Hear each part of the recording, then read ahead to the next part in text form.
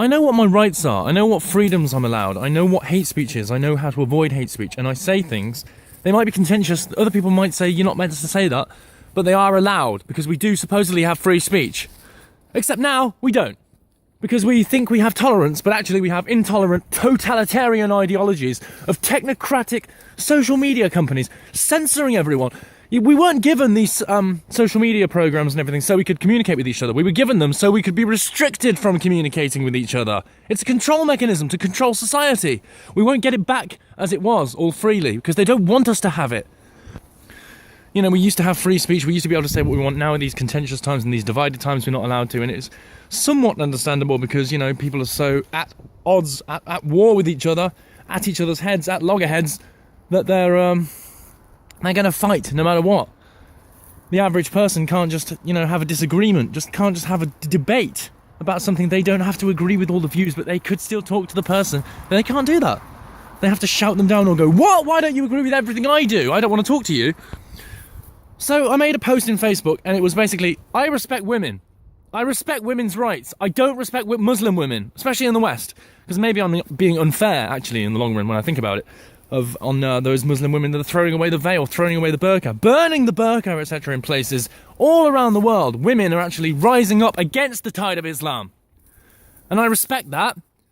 Not women in a veil over here. Not the women that are cooks over here that basically just put the veil, put the hijab or whatever over their head because a man ordered them to. That's what they do on the bus. You see them and they do it, and I'm supposed to respect that. That kind of enslavement, that self-enslavement, that auto-enslavement. I'm supposed to respect that. And Facebook actually removed my post and said, if you don't respect that... I mean, Islamophobia, I'm supposed to respect Islam, right? Islamophobia is racist. So if you're scared of a paedophilic, terroristic death cult with a body count higher than any other religion around the world, and growing all the time every year with political power, a politically expedient paedophilic death cult, if you're scared of that, then you're racist. Facebook's community standards say that I'm supposed to be fine with that. I'm supposed to accept all these inhumane practices and these violations of human rights and human decency because it's a religious practice, and I'm supposed to be respectful of that and tolerant and everything. You know, according to Facebook, I'm not allowed to say I don't respect Muslim women. I have to give them my respect, even though you have to earn respect. You don't just give respect unwillingly, unwittingly. You have to earn it. And by being a slave to men in a paedophilic, terroristic death cult, you're not earning that respect. But of course, saying that you don't respect them means that you hate them, and that means it's Islamophobic, and that means it's racist, and that means you're fair game to be shut down. You know, I don't even want a new crusades. They seem to be breeding a new civil war in the background. I don't want a big battle. I'm trying to prevent a big battle. I'm trying to prevent a civil war and trying to focus on the actual technocracy and the people, the NGOs, etc., that are causing these problems. It's not the Muslims, it's not the individual people that you see on the train every now and then that irk you, that are causing this problem. They're just taking advantage of it. They're eligible to do it, so they do it. And I don't blame them for that. I was quite happy to not have another crusades. I was happy to live and let live, but this isn't living. We're dying. And when you start dying, you can't just say live and let live. Our civilization's being eviscerated. It's being undone.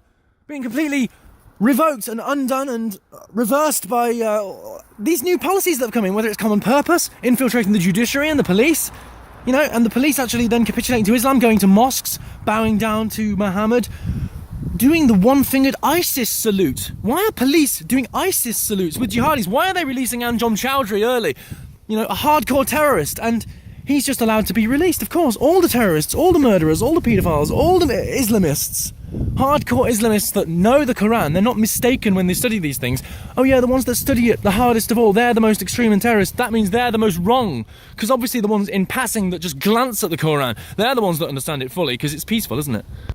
You see, the problem isn't just Islam and the technocracy. The problem is the technocracy includes the media, and we've got a disproportionately targeting white people media. So whenever there's something that a white person does, it might be racist, it might be, you know, driving into a mosque or whatever, you remember his name. He's given, you know, the full extent of the law, the book thrown at him, and you remember his name. Everyone remembers his name. But when there's 20 Muslim rapists raping children over 60 years or however long, you forget their names. they're given like 5 years or whatever and released early, just like Anjom Chowdhury. Even if they're terrorists and you know their names, they're released early and given leniency. What the hell is going on? We've got a traitorous government, we've got traitorous police, we've got traitorous judiciary. We've been infiltrated by Saudi Arabia and by Wahhabism, and we're being taken down.